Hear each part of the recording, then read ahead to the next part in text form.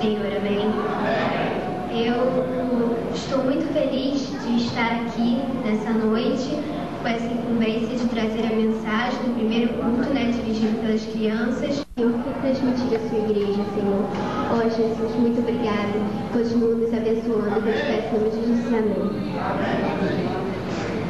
Aqui, esse versículo aqui, está falando sobre Samuel.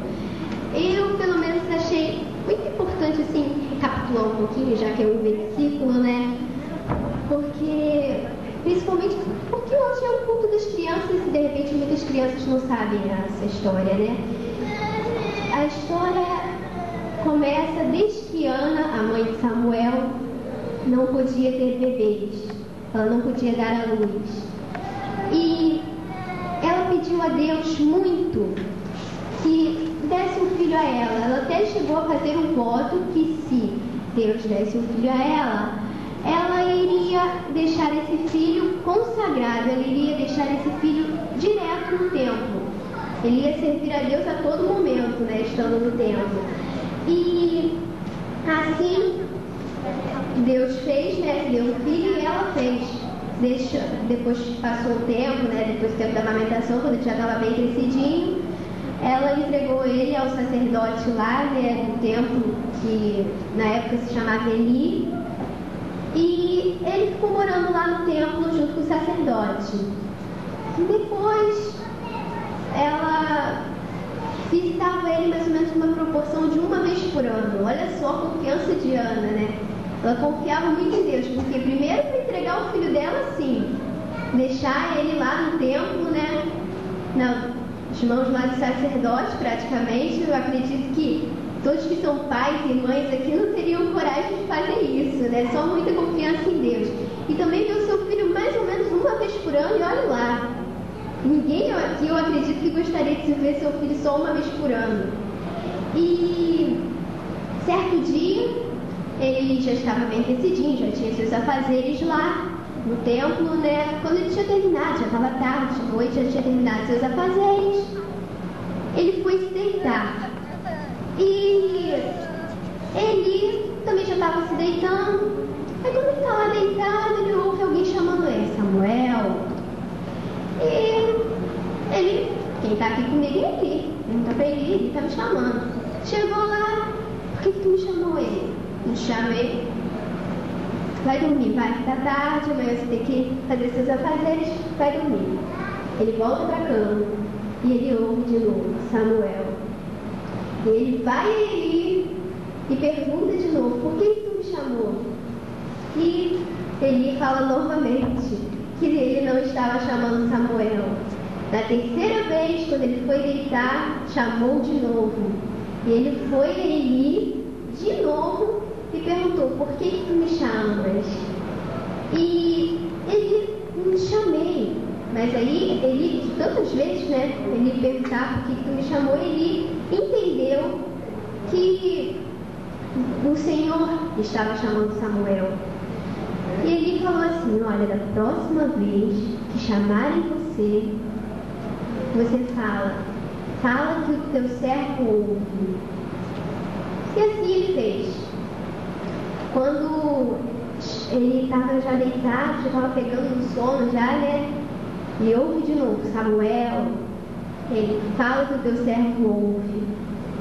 E vamos parar por aqui.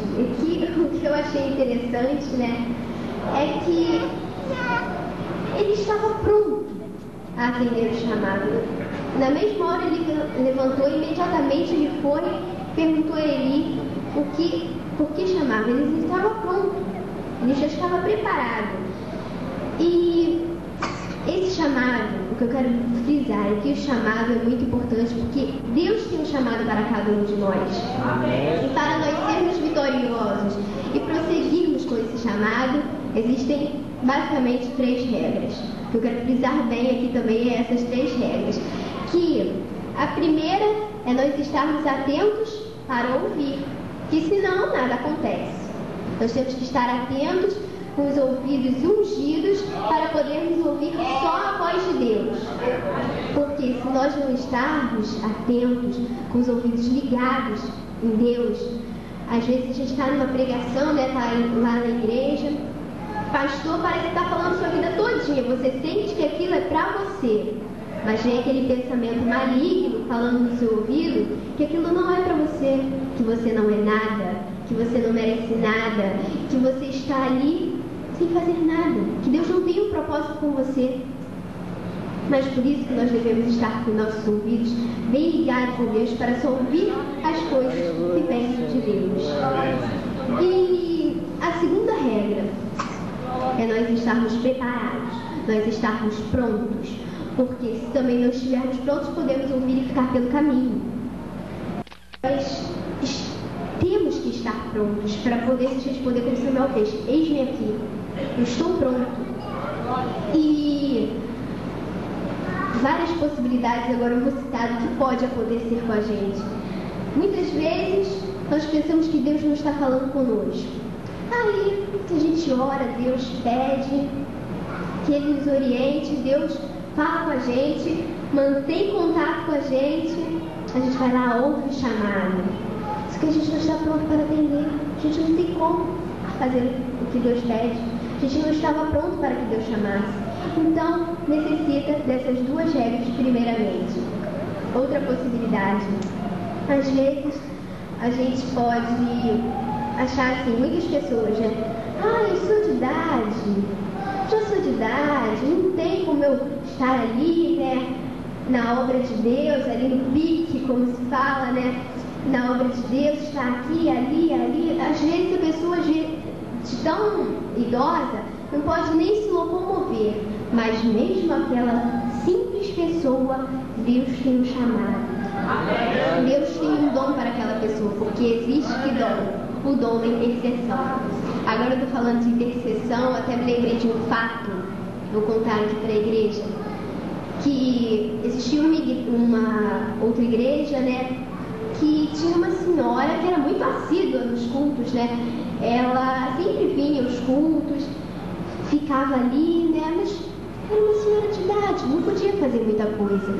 Então, a única coisa que ela chegava na igreja e fazia era sentar nos últimos bancos, né, e encostar a cabeça na parede, e lá nos últimos bancos, né, ficar bem lá no cantinho, encostar a cabeça na parede e ficava, fechava o olho, ficava lá. E o pastor lá da frente via tudo, né, e ele já estava ficando incomodado com aquilo. Poxa, velha, essa senhora aí fica para dormir no culto. Isso aí não pode, que se quiser dormir, dorme em casa. O lugar de dormir é na cama. Ficar dormindo aqui na igreja, não. E ele já estava ficando muito incomodado com aquilo.